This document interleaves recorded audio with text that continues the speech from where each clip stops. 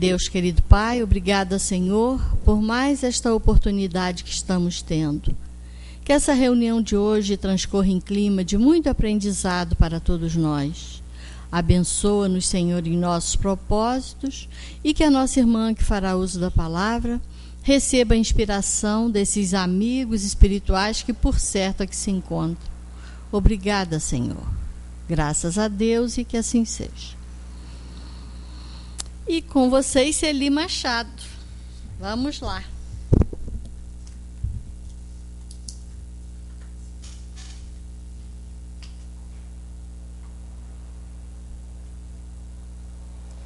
Uma boa noite para todos nós. Já estamos com a nossa tarefa de estudar o Espiritismo juntos, né? Que a gente estuda sempre, mas juntos só na terça-feira e no domingo. E é sempre um prazer, porque juntos nós recebemos a energia um do outro, trocamos energias, e aí isso aí nos ajuda a compreender melhor a essa doutrina maravilhosa, né? Como nós estamos aí nas vésperas de finados, eu até tinha confundido, eu achei que era hoje, quando eu fui ver, não, é amanhã. Então nós vamos falar sobre essa questão de morte, porque a morte, embora alguém não goste nem de falar essa palavra, não gosta nem do som, né? Aí eu tenho uma amiga que fala assim: Deus me livre, você fica me convidando para o negócio de espiritismo, vocês só falam em morte, fica cultuando para a morte. Você chegou até a falar para mim que a gente tem que se educar para a morte. Eu falei, ué, e não tem? Claro que tem. Qual é a outra certeza que temos na vida? Alguém conhece? Eu não conheço nenhuma. Essa é a única. Quando a mãe recebe aquele bebezinho lindo, rosadinho, né? Que é uma bênção, um presente, a única certeza que ela tem sobre ele é que um dia ele parte, um dia ele volta. É a única. A gente tem aspirações, desejos, né? Assim, expectativas, agora certeza nenhuma sobre nada, mas sobre a questão dele partir, essa a gente tem, né? Então a gente não sabe quando, mas sabe que um dia ele vai. A gente sempre espera que a gente vá antes, né? Mas nem isso a gente pode ter certeza, a gente só tem certeza que vai. Agora quando, né? Aí trouxemos aqui um texto é atribuído ao Bial, mas eu não sei se é dele, né? Circula tanta coisa, pelo estilo parece, mas pode não ser. Ele diz aqui que assistiu algumas imagens do velório do Bussunda quando os colegas do Cacete Planeta deram seus depoimentos e parecia que a qualquer instante iria estourar uma piada. Estava tudo sério demais. Faltava a esculhambação, a zombaria, a desestruturação da cena, mas nada acontecia ali de risível. Era só dor e a perplexidade, que é mesmo o que causa em todos os que ficam nesse momento. A verdade é que não havia nada a acrescentar no roteiro. A morte por si só é uma piada pronta. Morte é ridículo. Você combinou de jantar com a namorada, está em pleno tratamento dentário, tem planos para a semana que vem, precisa autenticar um documento em cartório, colocar gasolina no carro e no meio da tarde morre. Como assim? E os e-mails que você ainda não abriu? E o livro que ficou pela metade? O telefonema que você prometeu dar à tardinha para um cliente? Não sei de onde tiram esta ideia. Morrer a troco de quê? Você passou mais de 10 anos da sua vida dentro de um colégio estudando fórmulas químicas que não serviram para nada, mas se manteve lá, fez as provas, foi em frente, praticou muita educação física, quase perdeu o fôlego, mas não desistiu. Passou madrugadas sem dormir para estudar para o vestibular, mesmo sem ter certeza do que gostaria de fazer da vida.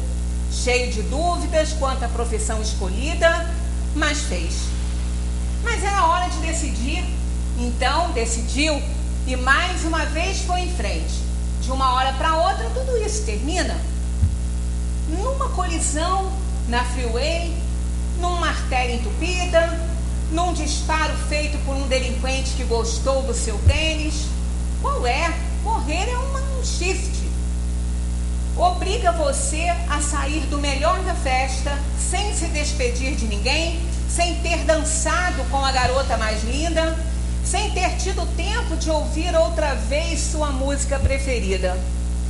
Você deixou em casa suas camisas penduradas nos cabides, sua toalha úmida no varal e penduradas também algumas coisas e algumas contas. Os outros vão ser obrigados a arrumar suas tralhas, a mexer nas suas gavetas, a apagar as pistas que você deixou durante uma vida inteira. Logo você que dizia, das minhas coisas cuido eu. Que pegadinha macabra essa. Você sai sem tomar café e talvez não almoce, caminha por uma rua e talvez não chegue na próxima esquina. Começa a falar e talvez não conclua o que pretende dizer. Não faz exames médicos, fuma 2 maços por dia, bebe de tudo, curte costelas gordas e mulheres magras e morre num sábado de manhã.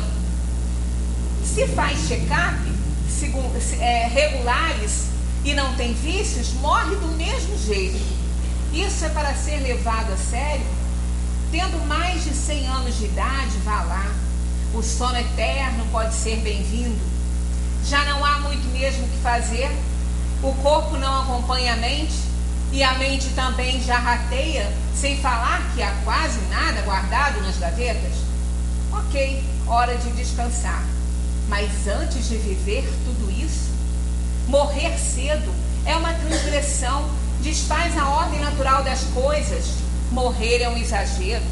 E como se sabe, o exagero é a matéria-prima das piadas.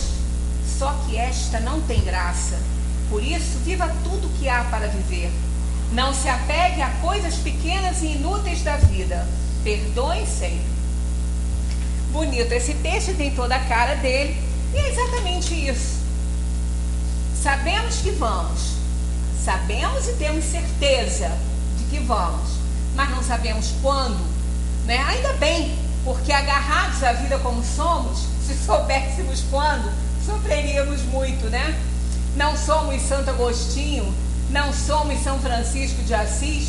Perguntaram a São Francisco de Assis, quando ele estava lá fazendo as suas plantações, cuidando das suas plantinhas.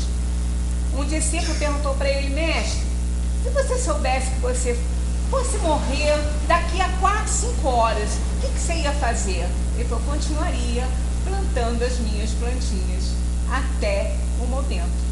Mas nós não somos São Francisco de Assis, né? Gostamos da nossa vida, gostamos desse mundo, fizemos amigos, temos nossos familiares, afetos e desafetos. E olha que até pelos desafetos a gente não quer ir não, né? Então, realmente, como ele fala que morrer é um xiste, né? É uma piada. Mas essa piada é real. E o tempo passa e a gente não vê e não sabe quando, né? Eu estava até falando com a Ângela que eu fui fazer uma consulta na internet, até para aqui mesmo, rapidinho. Quando eu olhei 5:07, aí eu falei: meu Deus, é assim que a vida passa. Passa, a gente não vê. Como diz Mário Quintana, a vida é uns deveres que nós trouxemos para fazer em casa. Quando se vê, já são 6 horas, há tempo. Quando se vê, já é sexta-feira. Quando se vê, passaram 60 anos. Agora é tarde demais para ser reprovado. E se me dessem um dia, uma outra oportunidade, eu nem olhava o relógio. Seguia sempre em frente. E iria jogando pelo caminho a casca dourada e inútil das horas. Pois é. Mas a morte existe, está aí diante de nós, embora, né, a gente encontre muita coisa romântica com esse nome, mas ela não tem nada de romântico, né? Nós estamos aqui de passagem, temos que sair, mas não tem nada de romântico. Embora morrer não seja morrer, né? Como diz aí também Vitor Hugo. Vitor Hugo fala que morrer não é morrer, é apenas mudar-se. Mas a gente não concorda muito com isso, a gente não quer mudar então. Se isso for para morrer, a gente não quer mudar. Eu também não, mas isso não faz parte do nosso querer. Os povos primitivos aceitavam a morte com muita naturalidade, como as crianças aceitam, né? Às vezes morre uma pessoa querida, a pessoa tem um medo de falar, né, para a criança que a mãe ou o pai, a criança aceita com muita facilidade a morte. Há pouco tempo eu recebi, há pouco tempo e há muito tempo, que eu recebo várias vezes esses videozinhos, todo mundo sabe que eu adoro cachorro. Os pais estavam com a maior dificuldade de falar para o menino que o cachorro teria que ser sacrificado, que ia morrer. E era o melhor amigo dele, ele já estava velho.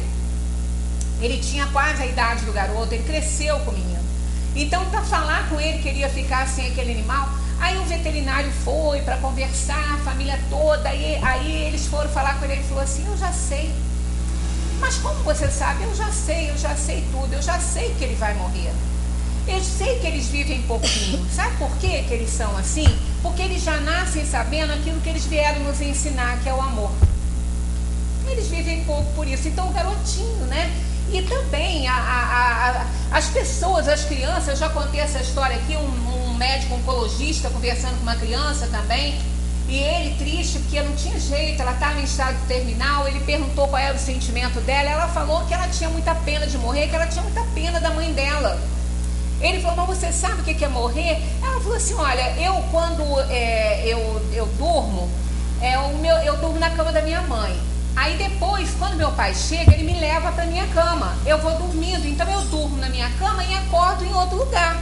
E eu acho que vai ser assim, eu vou dormir e vou acordar em outro lugar.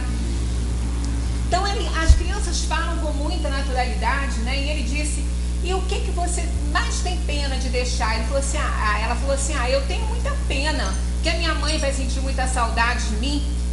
Aí ele disse: que é a saudade para você? Ela falou assim: o senhor não sabe, saudade é o amor que fica.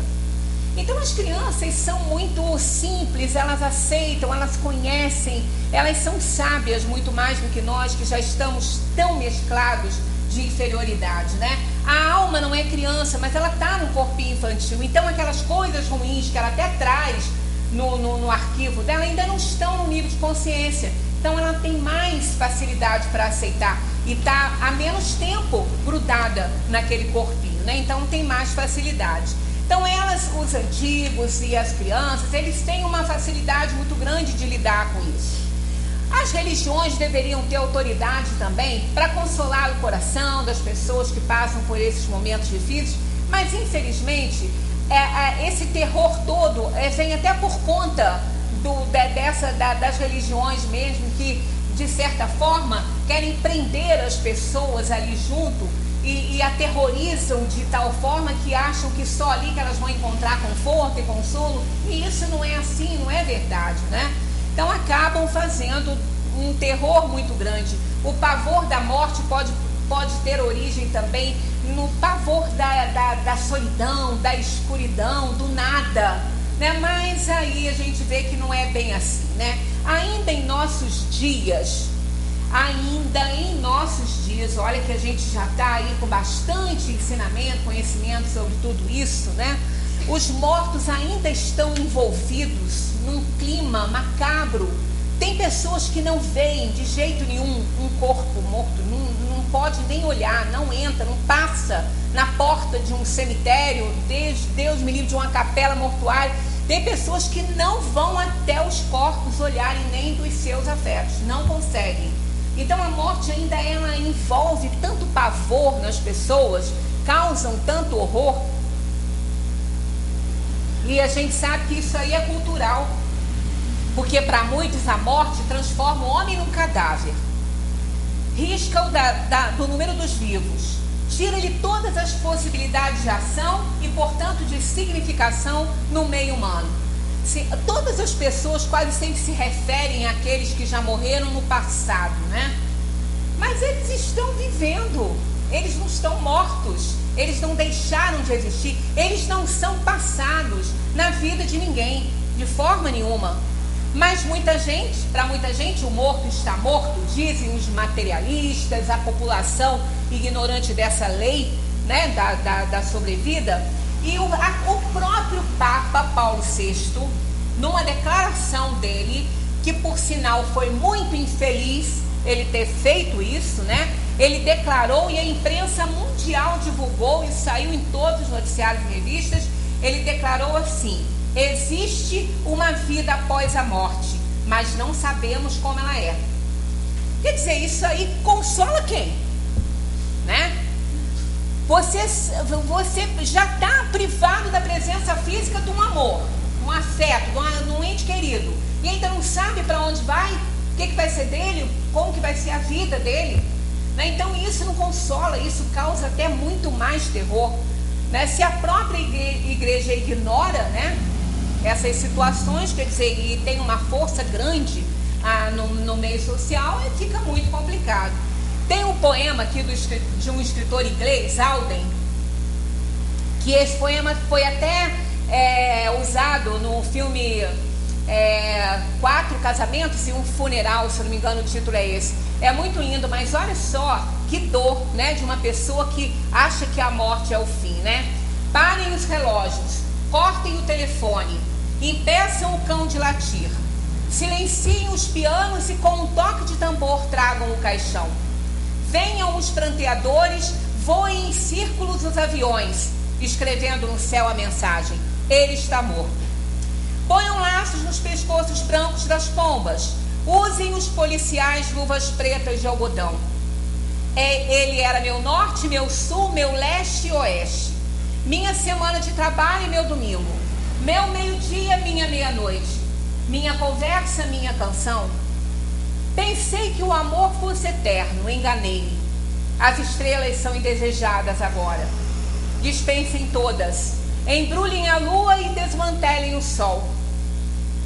Despejem o oceano e varram o bosque, pois nada agora pode servir. É lindo, mas doído demais, né? Quer dizer, alguém que pense que a morte seja o fim, sente isso. Nada importa mais, né? Acabou, não tem mais volta, não tem mais jeito, né? Mas nós somos abençoados com a nossa doutrina espírita, né? E não só nós, como outras religiões também trazem muito conforto, muito consolo ao coração.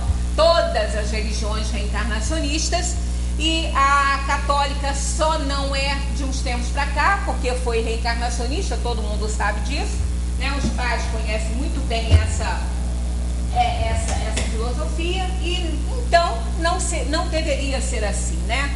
O Espiritismo ensina e prova que a morte se resolve na ressurreição da alma, com o corpo espiritual que a alma, ao desprender-se do corpo físico, leva, né? Que ninguém morre, que todos temos um corpo espiritual e vivemos no além-túmulo como vivos, mais vivos do que quando estivemos encarnados. Porque encarnados, nós estamos sob a dependência de um corpo físico. E a alma, liberta do corpo, ela é livre. Ela é livre, ela está no seu habitat, ela está na sua pátria verdadeira, que é o universo.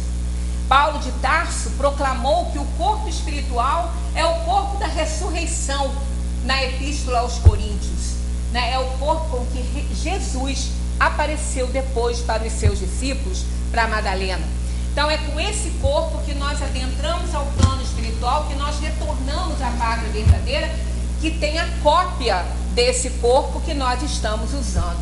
A terceira revelação de Deus aos homens, o Espiritismo, lançou luzes sobre esse assunto, demistificou isso aí, né? Clareou os nossos horizontes, ampliou isso aí, o pensamento, tirou de nós esse terror da morte. Claro que queremos ficar aqui, temos tarefas a cumprir, precisamos de estar aqui, mas não é o fim, não é quando partimos daqui. Nós estamos apenas retornando para a nossa casa de verdade. Ressurgiu assim no seio das próprias ciências a concepção do homem como espírito e o conceito da morte como simples descondicionamento do ser encarnado, envolvido e condicionado na forma humana de origem animal. Esse corpo fica, é apenas uma roupa. Restabelece-se também a ideia cristã da morte como libertação, que reintegra aquele chamado morto na sua dignidade humana, vivo e ativo. Estão participantes, veem tudo que fazemos, estão ao nosso lado, estão convivendo com o mundo material. A educação para a morte, aquela educação que as pessoas tanto reprimem, né, que tem medo, que eu tenho que me educar para a morte, Herculano Pires tem um livro maravilhoso que quem puder deve adquirir ou pegar emprestado e ler, que é Educação para a Morte. Ele não fala em morte, ele fala em vida. Ele fala numa educação durante a vida para que nós possamos ter uma passagem pela terra tranquila e produtiva e sairmos daqui vitoriosos. A educação para a morte não é nenhuma forma de preparação religiosa para conquistar o céu, de forma nenhuma. É um processo educacional que tende a ajustar os educandos à realidade da vida que nós vivemos aqui. Mostra o que é importante, o que não é, o que é de valor e o que não é, o que devemos valorizar e o que devemos apenas, tratar bem, conviver para poder ter uma vida necessária, uma vida boa, porque ela é necessária à nossa evolução. Mas também mostra que devemos existir para transcender e não para ficar aqui nesse mundo material. A educação para a morte, ela é, portanto, a preparação do homem durante a sua existência para a libertação do seu condicionamento humano. Nós precisamos nos libertar desse condicionamento humano em que nós nos encontramos. Porque morrer, como a gente vai ver aqui no Livro dos Espíritos, que eu separei a questão, não dói. Mas o descondicionamento, sim. Então nós temos tudo a nosso favor para evitar essa dor aí. Libertando então desse condicionamento, o homem se reintegra à sua natureza espiritual, torna-se espírito na plenitude da sua essência divina, como foi criado por Deus. Não mais simples e ignorante, mas já com muitos conhecimentos por conta das várias encarnações que tem, Então, o que o Espiritismo ensina sobre essa questão que consola o coração de todos? Que a vida e a morte, como conhecemos, constituem os limites da existência na Terra. Tudo que nasce vai morrer. Toda a Terra, todo o universo, ele é um exemplo disso aí. Até as estrelas também morrem para nascerem outras, Toda a matéria se renova, nunca ela é destruída, sempre uma renovação. Que nascimento e morte são fenômenos biológicos interpenetrados. Que a morte realmente só existe na questão biológica. Que a vida é o caminho da morte, mas que a morte não é o fim da vida, não é o fim da existência humana. Que o espírito se renova moralmente e se prepara com vistas a novas encarnações na linha da evolução ôntica da humanidade, na linha da evolução do ser no universo. Que a vida só tem sentido quando serve de preparação para vidas melhores. Nós estamos nessa vida agora nos preparando para vidas melhores. Dezenas, centenas, inúmeras vidas vamos ter. Como nós já tivemos inúmeras, a gente não pode nem contar. Nós estamos aqui nos preparando realmente para vidas melhores. Esse é o objetivo da nossa provação, da nossa expiação nesse mundo. Retornar a uma encarnação melhor, mais experientes, mais sábios.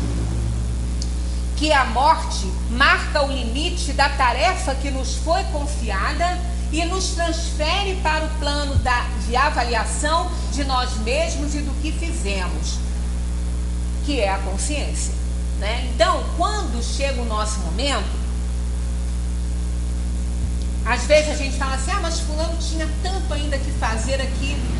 Isso é ao nosso julgamento. Mas não tinha. Se morreu por causas naturais, se morreu sem ter feito nada para isso acontecer, morreu no momento dele. E o que fez era o que tinha que fazer. Se não fez, se deixou de fazer, o tempo que lhe foi dado, dava para fazer. Se não fez, aí o problema é dele, que não fez. Por isso que a gente tem que fazer tudo que está ao nosso alcance e não ficar adiando nada. Que a gente não sabe até quando nós vamos ficar por aqui.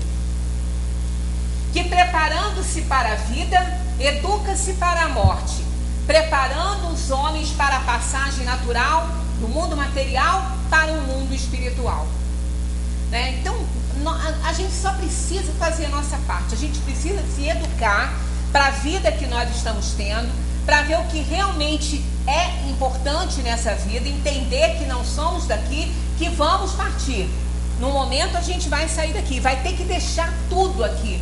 Nós só vamos levar daqui o que nós aprendemos, o que nós adquirimos em conhecimento, em boas ações e levando também as más que fizemos. Não é isso que a gente leva daqui. A gente não leva mais nada daqui. Então tudo que a gente conquista, tudo que a gente tem é em favor dessa evolução, e é assim que deve ser. Nada para juntar, porque realmente tá lá, não junteis em celeiros, não sabe a hora que vai, e vai largar tudo aí.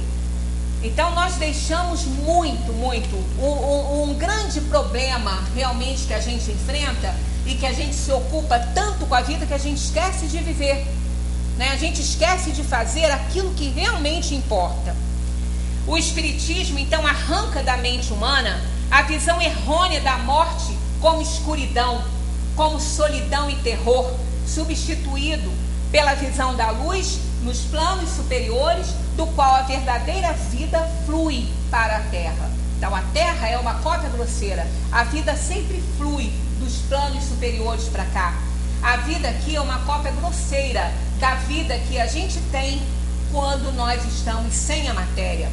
Essa questão, inclusive, da destinação do corpo também causa um mal-estar muito grande nas pessoas, né? Porque as pessoas veem aquilo ali, aquele corpo ali, como aquele ser que ela ama. Ah, eu vou enterrar meu pai. Não, ninguém enterra pai, ninguém enterra filho, ninguém enterra mãe. Nós enterramos os corpos que essas almas queridas usaram. Elas não estão mais ali.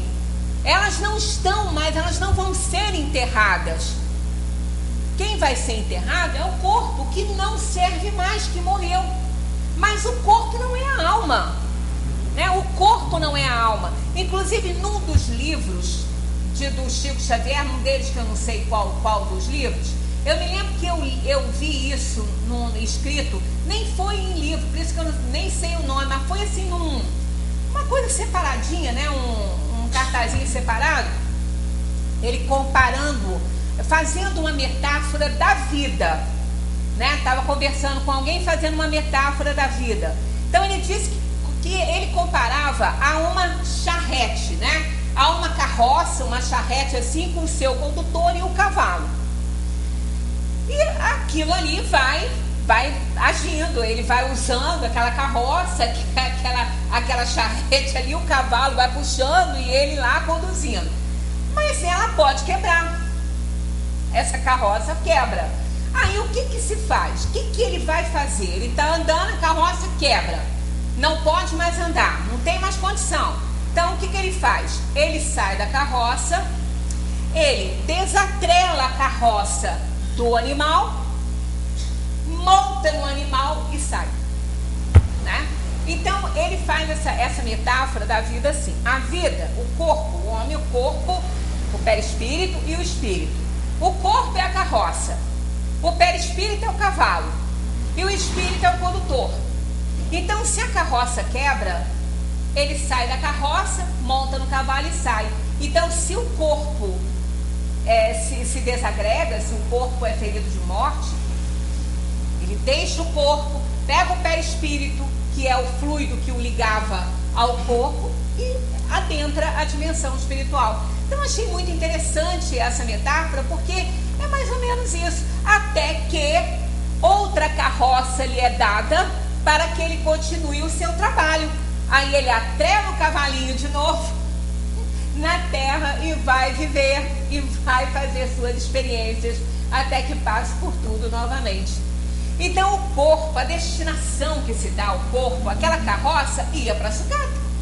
Que ela ia fazer o quê? Estava toda quebrada, não tinha jeito, né? Então ele ia pegar uma nova carroça, mas aquela ia para a sucata. É assim com o corpo, né? Parece uma piada feia isso, mas é assim. O corpo que morreu, ele não tem mais condição de viver, ele tem que ser transformado.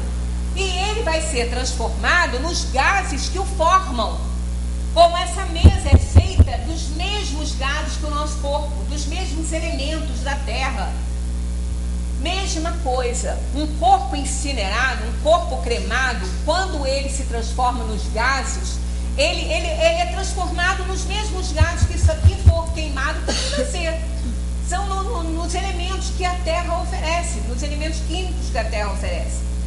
O corpo é daqui, o corpo é da terra. Todos os corpos pertencem ao planeta em que o espírito está encarnado, inclusive o perispírito, que é de uma matéria muito já essenciada, que não é mais grosseira a ponto de ser, né, de ter obstáculo para ela.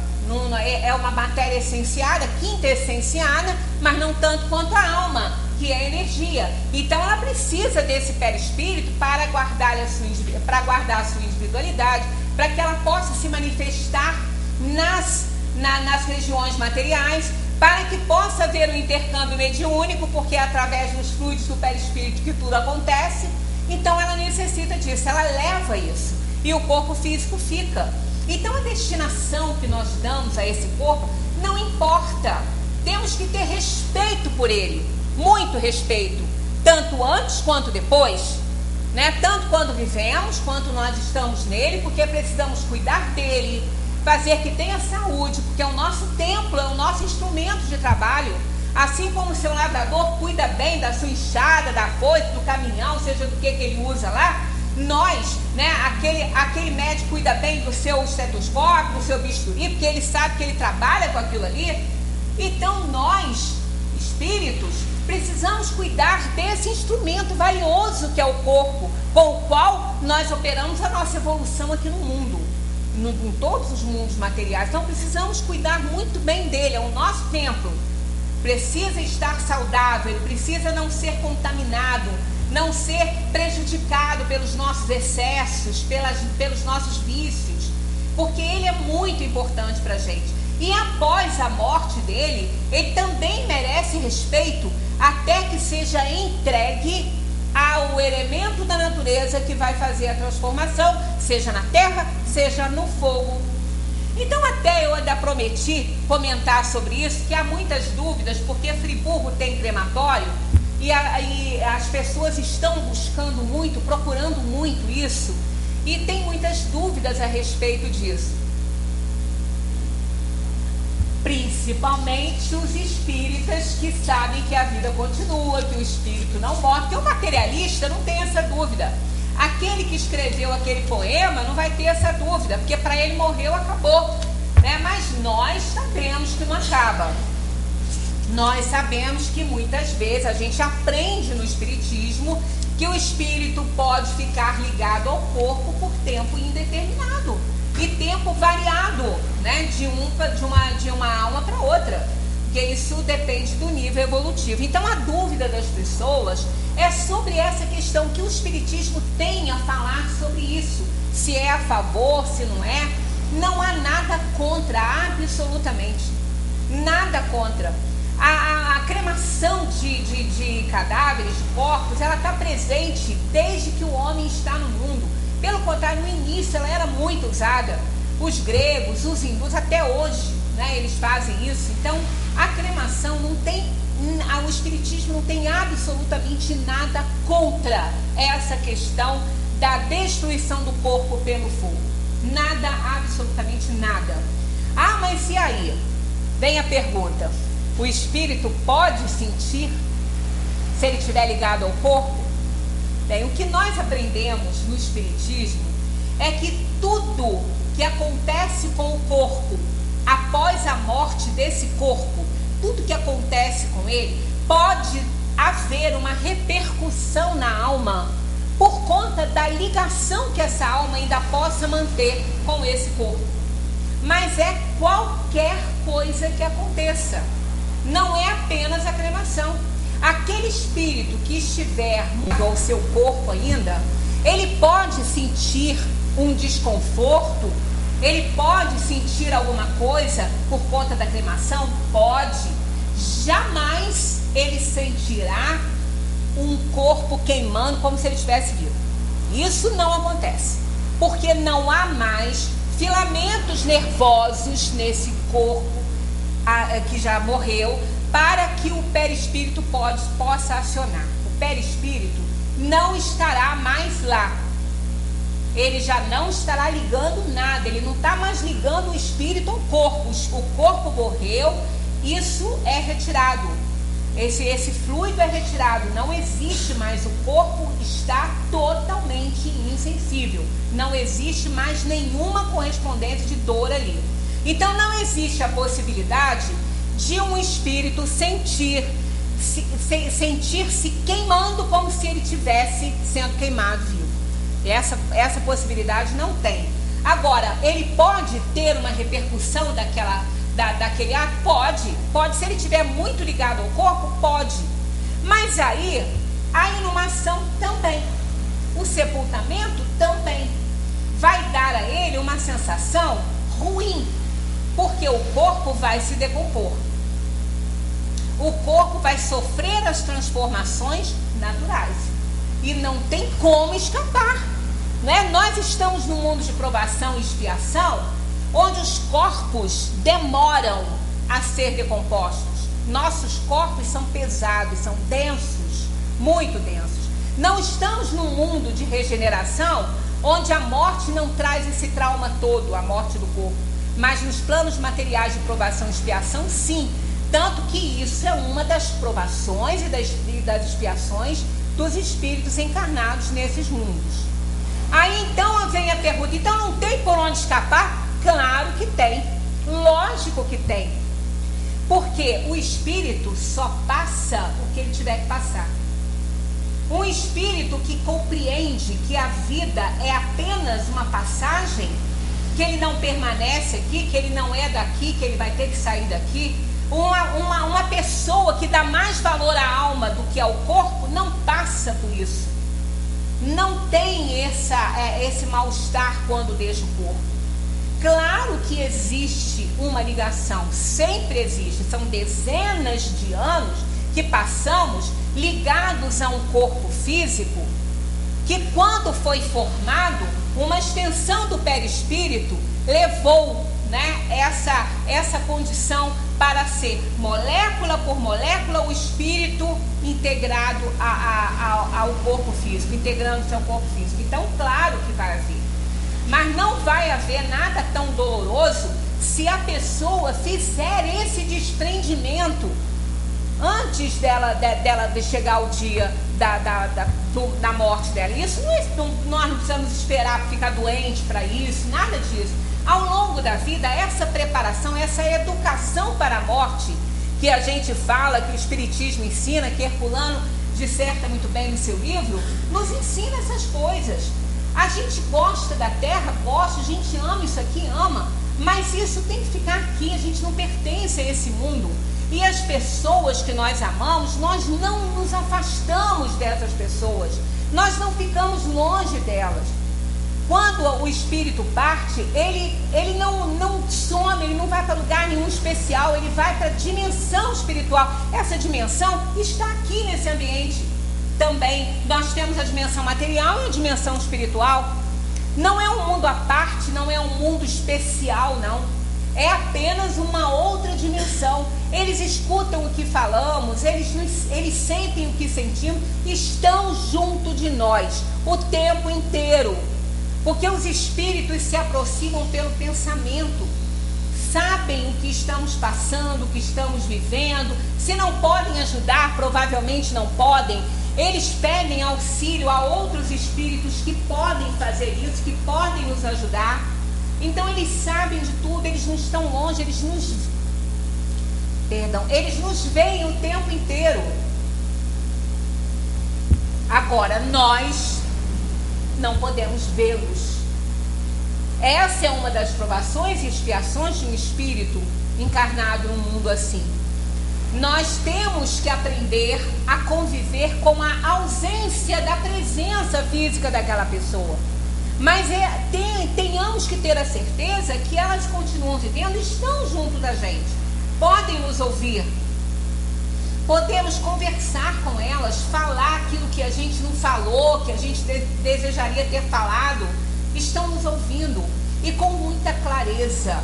Sabem o que sentimos, sabem quando estamos sendo verdadeiros. Então é muito mais fácil do que antes, né? São espíritos queridos nossos que estão sempre ali a nos ajudar quando podem. Na maioria das vezes não podem, mas sempre intercedem com outros para nos auxiliar. E estão sempre sentindo o nosso carinho, o nosso afeto e também nos dando isso.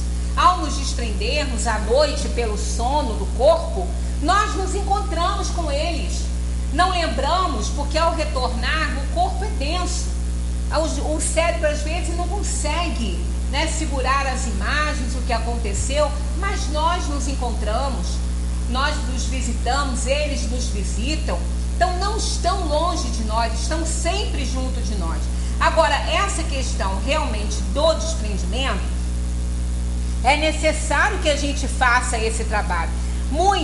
A gente vê muitas pessoas, inclusive o próprio Emmanuel, em algumas psicografias dele, através do Chico, faz umas recomendações que nós que estudamos assim o Espiritismo e vemos o que está ali no conteúdo do Livro dos Espíritos, de toda a codificação, não aceitamos muito bem daquela forma, né? No livro Consolador, Emmanuel é questionado sobre isso e ele fala que em razão da repercussão, da ligação, da imantação que continua existindo durante um tempo entre o espírito e o corpo, que deve se prolongar por mais horas a cremação. Ele fala só isso. Mas já num outro livro, né, que se eu não me engano é Caminho de Volta, não sei bem o título, não. Ele dá um prazo de 72 horas. E tudo que a gente vai buscar dentro do Espiritismo, se vocês forem buscar na internet, vocês vão achar sempre esse prazo aí, né? Inclusive o próprio Herculano Pires já falou isso, os programas de televisão, todos eles dão esse prazo de 72 horas para fazer a cremação. Aí a gente vai analisar isso e tirar cada um as suas conclusões, para não falar que a gente está falando que eles estão errados, né? Nós somos kardecistas, é bem claro isso. Ah, mas essa religião existe? Não. Existe o Espiritismo de Allan Kardec. Então, Allan Kardec que começou isso. Esse nome foi criado por ele. Tá? Espiritismo com Allan Kardec. Então, nós somos kardecistas porque aprendemos Espiritismo com Allan Kardec. Não resta dúvida e não é contestado. Então, vamos aqui analisar uma resposta aqui para a gente poder refletir sobre essa questão das 72 horas. Eu acho muito importante que a gente pense nisso, porque senão as pessoas vão ficar apavoradas, que Friburgo não tem frigorífico para deixar um corpo 72 horas, não. Quem quiser ser cremado aqui, vai ser cremado com 24 horas. Não tem frigorífico para colocar, a menos que vá para lá, aquele Instituto Médico Legal, que dá 3, 4 horas, aquele lugar horroroso, que a gente imagina o sofrimento também, se a alma estiver ligada a um corpo, presa dentro de um caixão lá, achando que está, que não está, mas que pode se sentir assim, dentro de um frigorífico. Olha que coisa horrorosa também isso, né? Então, analisando tudo isso, a gente precisa entender, para não ficar as pessoas apavoradas e ficarem com esse, né, com esse sentimento horrível. Eu, inclusive, hoje eu estudo Espiritismo há tanto tempo e continuo estudando e quero que faça a minha cremação. E não preciso esperar vir 72 horas, não, porque se eu tiver que ficar ligada ao corpo, eu vou ficar por tempo indeterminado. E não vou sentir fogo nenhum queimando, não. Posso sentir uma coisa ruim? Posso. mas também se eu não for cremado, eu vou sentir uma coisa ruim lá de baixo também, da terra, né? Então, olha só, a separação se verifica, como se opera a separação da alma e do corpo? 1:5:5 de O Livro dos Espíritos. Para quem quiser ler em casa, ó, Alma após a Morte, capítulo 3 de O Livro dos Espíritos. É como se opera a separação da alma do corpo. Desligando-se os liames que a retinham, ele se desprende. A separação da alma e do corpo é dolorosa? Não, eles respondem. O corpo frequentemente sofre mais durante a vida que no momento da morte. Neste, a alma nada sente. Os sofrimentos que às vezes se provam no momento da morte são um prazer para o espírito que se vê chegar ao fim do seu exílio. A separação se verifica instantaneamente e numa transição brusca? Há uma linha divisória bem marcada entre a vida e a morte? Eles respondem, não. Não. Isso é bem claro. A alma se desprende gradualmente e não escapa como um pássaro cativo que fosse libertado. Os dois estados se tocam e se confundem de maneira que o espírito se desprende pouco a pouco dos seus liames e estes se soltam e não se rompem. Se desprendem pouco a pouco. Então tá aqui, ó. Isso aqui é um comentário agora de Kardec. A observação prova que no instante da morte, o desprendimento do espírito não se completa subitamente. Ele se opera gradualmente, com lentidão variável, prestando atenção nesses advérbios aí, com lentidão variável, segundo os indivíduos. Para uns é bastante rápido e pode dizer-se que o momento da morte é também o da libertação que se verifica logo após. Noutros, porém, sobretudo naqueles cuja vida foi toda material e sensual, o desprendimento é muito mais demorado e dura às vezes alguns dias, semanas e até mesmo meses, o que não implica a existência no corpo de nenhuma vitalidade, nem a possibilidade de retorno à vida, mas a simples persistência de uma afinidade entre o corpo e o espírito, afinidade que está sempre na razão da preponderância que durante a vida o espírito deu à matéria. E é longo. Leiam em casa porque a gente está com o horário apertado e tem muita coisa aqui. Então isso é muito importante. Uma outrazinha rápida aqui, ó. Todos os espíritos experimentam no mesmo grau e pelo mesmo tempo a perturbação que se segue à separação da alma e do corpo? Eles respondem, não, pois isso depende da sua elevação.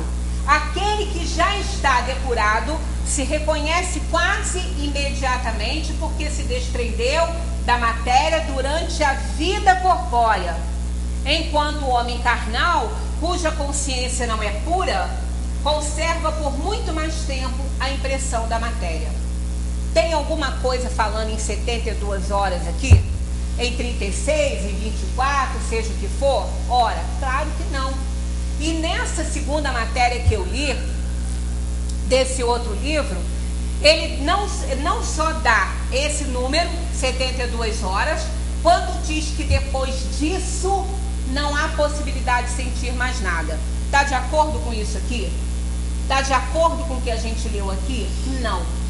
Então, isso aí fica a critério de cada um querer ou não aceitar isso ou aquilo. Ou ir naquela ideia de que, não, passou 72 horas, pode cremar que não sente mais nada. Ora, tá aqui dias, semanas, meses, anos, o espírito pode estar ligado ao corpo. Então, essa questão de tempo para esperar, tem que se dar o tempo da espera caridosa com o corpo, que isso está sempre, na época do Cristo, muitas pessoas eram enterradas com vida, porque era muito rápido. Um pai que saía de casa para trabalhar, voltava, poderia já não ter mais o filho ou a mulher em casa, porque morria e enterrava logo. Então muitas pessoas eram enterradas com vida. Então tem que se dar o tempo. Hoje em dia, não tem mais necessidade por essa razão, porque a medicina está adiantada, sabe-se muito bem. Mas ainda assim acontece, né? Então isso tudo faz parte da evolução da alma, da compreensão da alma, do que ela tem que passar. Se tivermos que sofrer alguma coisa, algum desconforto, alguma sensação ruim, vamos sofrer de qualquer forma. Mas se não tivermos que passar por isso, não vamos sofrer em momento nenhum, nenhuma repercussão, seja do sepultamento, seja da cremação, seja do que for. A alma que se desprende durante a vida, sabendo que ela não é daqui, ela não passa por nada disso. E temos exemplos disso, não só nos depoimentos, nas comunicações dos espíritos, quanto também no Céu e Inferno. Quem tem esse livro aqui vai poder observar aqui esses depoimentos. Um espírito feliz, né? Um espírito que viveu normalmente sabendo que não era daqui e tal. Olha só o que ele diz. Que efeito buscar-vos o vosso corpo aqui ao lado? Ele diz assim: meu corpo, pobre e mísero despojo, volve ao pó, enquanto eu guardo a lembrança de tudo que me foi, que ele me proporcionou. Vejo essa pobre carne decomposta, morada que foi do meu espírito, provação de tantos anos. Obrigada, mísero corpo, pois que purificaste o meu espírito. O meu sofrimento, 10 vezes bendito, deu-me um lugar bem compensador. Por isso que tão depressa posso comunicar-se convosco. O corpo estava lá ainda, sendo velado, né? Estava na vigília e ele já estava se comunicando. Quer dizer, aquele corpo ali, fosse cremado naquela hora, não ia dar a menor sensação para ele. Ele sabia que ele estava separado, que aquele corpo foi só uma roupa. Agora, ligado ao corpo, aí é diferente, como temos outros depoimentos aqui, ó. Ele diz assim, esse espírito aqui é um espírito mediano, em situação mediana. Ele diz assim: não sei onde estou, que turbação me cerca, chamaste-me, eu vim, não compreendo porque não estou em minha casa, lamentam a minha ausência quando presente, estou sem poder me ser reconhecido. Meu corpo não mais me pertence, no entanto eu me sinto ligado a ele na sua rigidez. Quero deixá-lo e mais a ele me prendo. Olha só, uma situação mediana. Ele não entendeu que aquele corpo não pertencia a ele. Então ele estava lá ligado. E o espírito fica ligado dependendo do seu nível evolutivo, né? E ele dizia que eu não sofria, acreditava, sonhar e guardava o meu despertar. Mas estava imantado, né, aquele corpo. Já um outro mais triste ainda, ó, que é um espírito sofredor. Olha o que ele diz aqui, ó. Cruel incerteza, ainda estou ligado ao corpo, apenas com dificuldade posso ver onde devo encontrar-me. Meu corpo está lá, e porque também lá permaneço sempre. Vim de orar sobre ele para que eu possa me desprender. Ele é agarrado lá num corpo sepultado, né? Deus me perdoará, espero. Vejo os espíritos que estão junto de vós e por eles posso falar-vos, orai por mim. Aí o outro diz, mais aqui, ó, quando também uma pessoa, um espírito mais sofrido ainda, né? Mais em sofrimento, que foi muito agarrado ao corpo. Ele diz, inclusive é um espírito de um suicida, ele diz assim: o doutrinador pergunta, que reflexões vos ocorrem ao sentirdes a extinção da vida? E ele diz, não refleti, senti, mas a vida não se me extinguiu. Minha alma está ligada ao corpo, sinto os vermes a corroerem. Então, olha só, isso depende da evolução. Por acaso, olha só, vamos deixar isso bem claro para as pessoas não ficarem também assustadas. Por acaso ele era um espírito de suicídio, mas não é com todos, tá? Todos os sofrimentos da alma, depende muito da situação da alma, depende de cada um é um. Não é, o sofrimento não é igual para todos, não é porque é um suicídio que vai ficar agarrado ao corpo, não, depende. Há muitas coisas que motivam suicídios, há muitas situações, então cada um vai ser avaliado pela sua situação. Nada é comum a todos. Então, quem tem alguém muito querido que partiu dessa forma, não fiquem assustados. Todas as almas são muito bem assistidas, são muito bem socorridas pelos seus espíritos protetores. Ninguém passa o que não tem que passar. Então, nós temos que fazer sempre a nossa parte. Tentar nos desvincular o máximo possível dessa matéria enquanto a gente vive, sabendo que a gente não é daqui, para evitar sofrimentos, porque vai ter de qualquer forma, né? Não significa que vai sentir, por exemplo, esse que falava que sentiu os vermes arroerem no seu corpo, ele não estava sentindo a dor, não. Ele estava imantado, ele estava sentindo essa situação pela imantação dele. Mas não que ele estivesse sentindo aquela dor ali, como o espírito não vai sentir a cremação como se ele estivesse vivo. Não é dessa forma. Imantado ao corpo, ele pode ter sim um desconforto, mas não é o que as pessoas dizem, né? Então, de qualquer maneira, vai ter. Então, vai depender de cada um e se livrar disso em qualquer situação, para qualquer destinação para o corpo. Se livrar disso aí, entendendo. Nós temos aqui o depoimento de um espírito que foi até um orador, né? Ele foi orador, ele escreveu Herculano Pires, que a gente sempre fala aqui, que lê muitos livros dele. Uma pessoa comum, uma pessoa do mundo, né? Uma pessoa comum que não tem o menor problema, que não era santo, né? Para falar, está acima do mal. Não, era uma pessoa normal. Viveu nesse mundo aí como a gente vive. Olha só, Herculano Pires passou mal em casa, e o centro era nos fundos da casa dele. Foi um espaço que ele até cedeu, e ele trabalhava lá. Mas nesse dia ele se sentiu mal, era dia de reunião, e os familiares levaram ele para o hospital, e a reunião começou normalmente, como sempre. Ninguém sabia.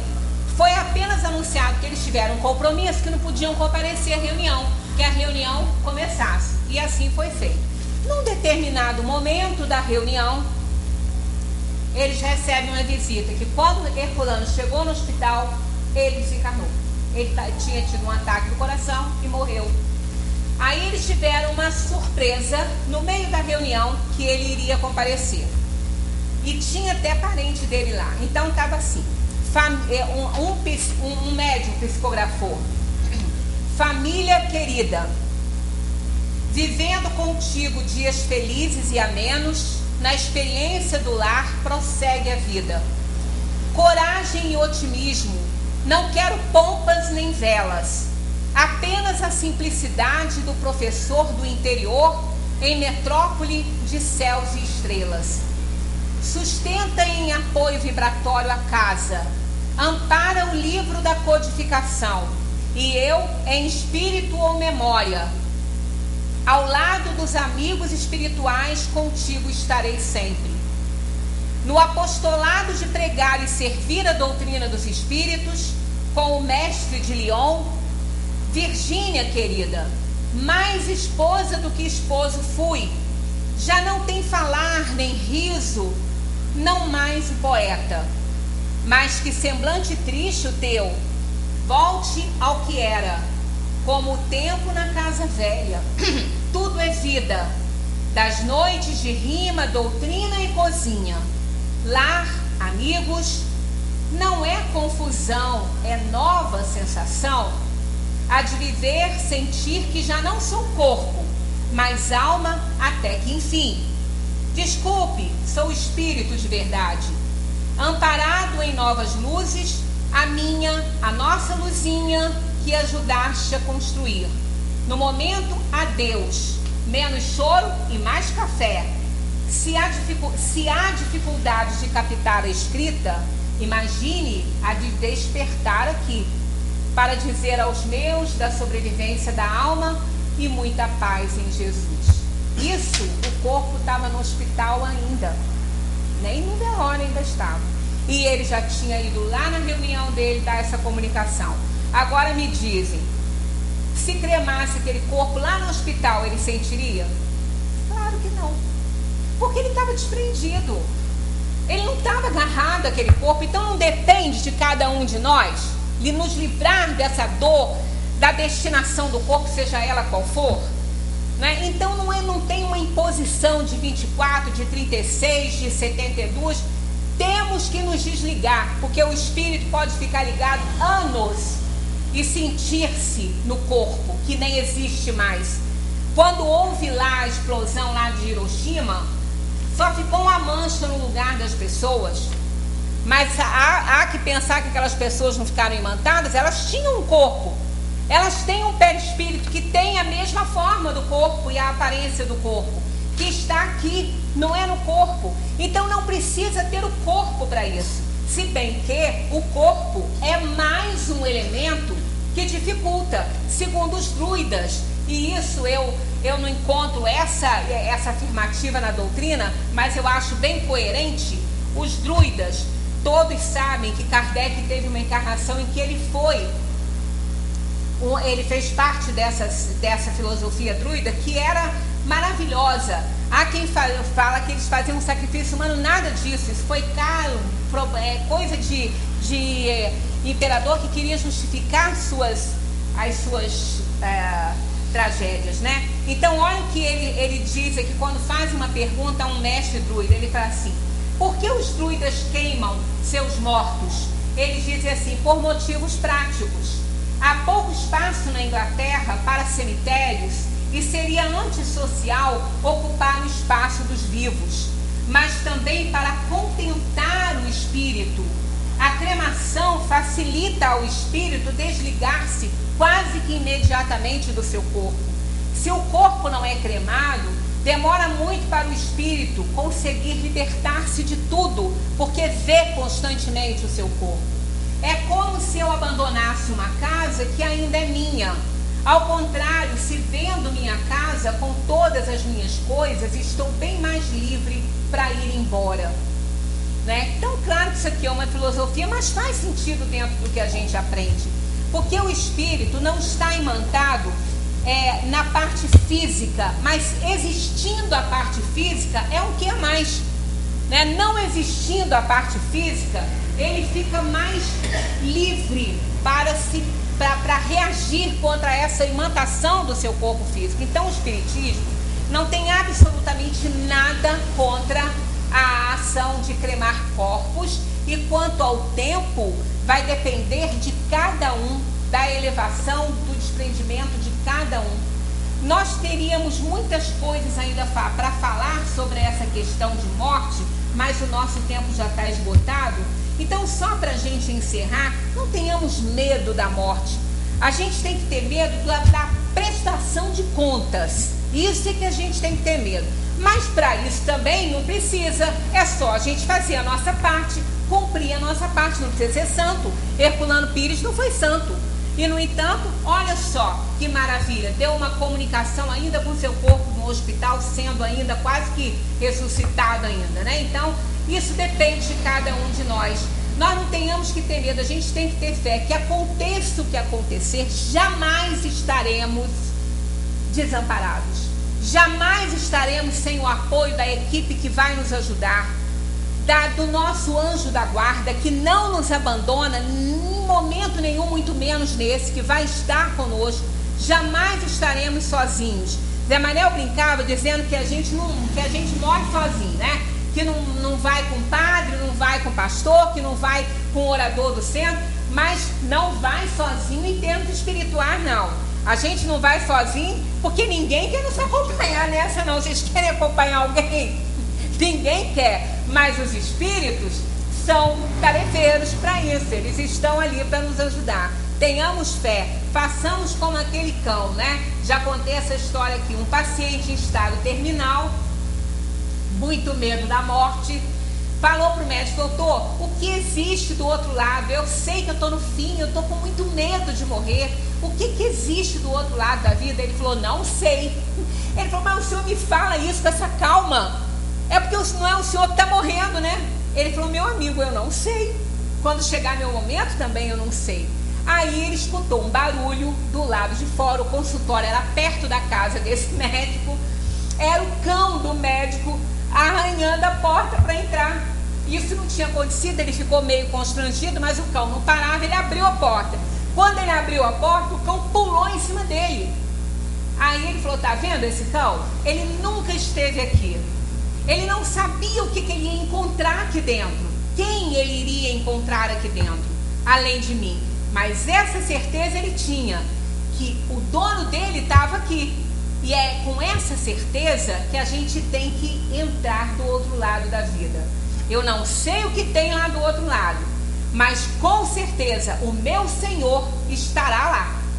Então é com essa fé, com essa confiança que nós devemos passar para o lado da dimensão espiritual, na certeza que lá tem nossos muitos outros afetos, muitos amigos que vão nos receber também, se estiverem no mesmo nível evolutivo que a gente, ou a gente no deles, né? Mas que nós estamos retornando para a casa verdadeira. Esse mundo é apenas uma passagem.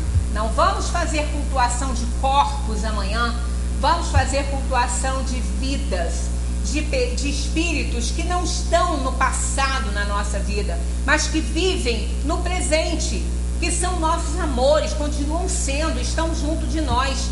Indo lá ou não indo, estaremos ligados com eles em pensamento, né? Mostrando o quanto são amados, não importa o lugar, né? Muitas vezes a pessoa fica triste, meu parente, meu afeto está enterrado tão longe. Não importa, ele não está enterrado lá, é o corpo dele que já nem está lá, que nem existe mais. E se existe, é bom que ele nem vá lá para ver, né? Porque senão até vê. Mas é a lembrança, é o carinho, né? É o afeto, é tudo aquilo que a gente oferece para quem a gente ama e continua oferecendo, porque eles não estão mortos, estão muito mais vivos do que a gente possa imaginar. Muita paz para todos.